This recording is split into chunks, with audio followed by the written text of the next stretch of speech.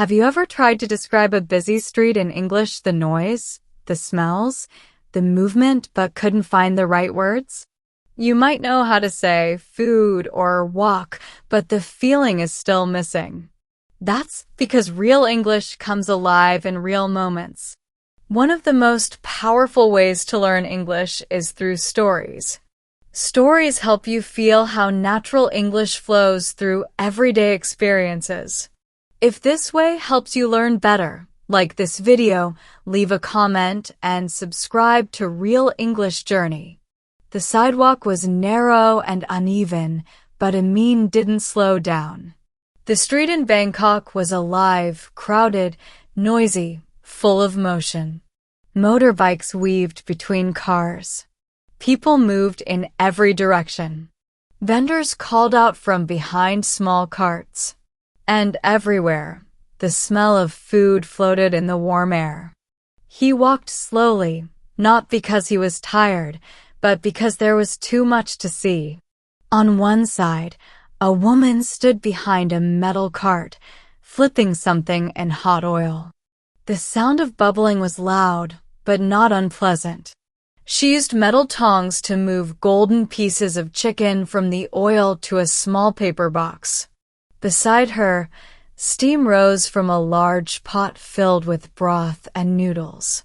Amin stopped for a second. The smell of garlic, chili, and something sweet hung in the air. He didn't know the name of the dish, but he didn't need to. The smell was enough to make him smile. He kept walking. A child ran past him, holding a plastic cup with something orange inside. Two tourists stood near a fruit stand, pointing at something on the menu. A man on a bicycle shouted once and passed quickly through the narrow space. Amin looked up. Above him, tangled wires hung between buildings. Bright signs with yellow and red letters flashed across shop fronts. Some were in Thai, some in English, some in both. The sky above the signs was pale and hazy. He passed a stall where a woman was crushing ice into a plastic cup, then pouring sweet tea over it. Another man next to her was frying bananas, cutting them with quick, careful hands. The scent of fried fruit mixed with fresh herbs and grilled meat. It was loud. It was chaotic. But it felt good. Amin stepped to the side and stood next to a red mailbox. From there, he could see the whole stretch of street, dozens of people walking, talking, cooking, eating. It was like watching a living river. It never stopped moving. He pulled out a small notebook from his back pocket and wrote, "The air smells like 10 kinds of food. The noise never ends. But somehow, everything fits." Then he looked around again. A tuk-tuk passed behind him, its engine buzzing like a bee. A man selling mango slices waved at him with a smile. Amin nodded politely and smiled back. He walked on. His shoes touched sticky spots on the pavement. He didn't mind. It was part of the place, a part of the story.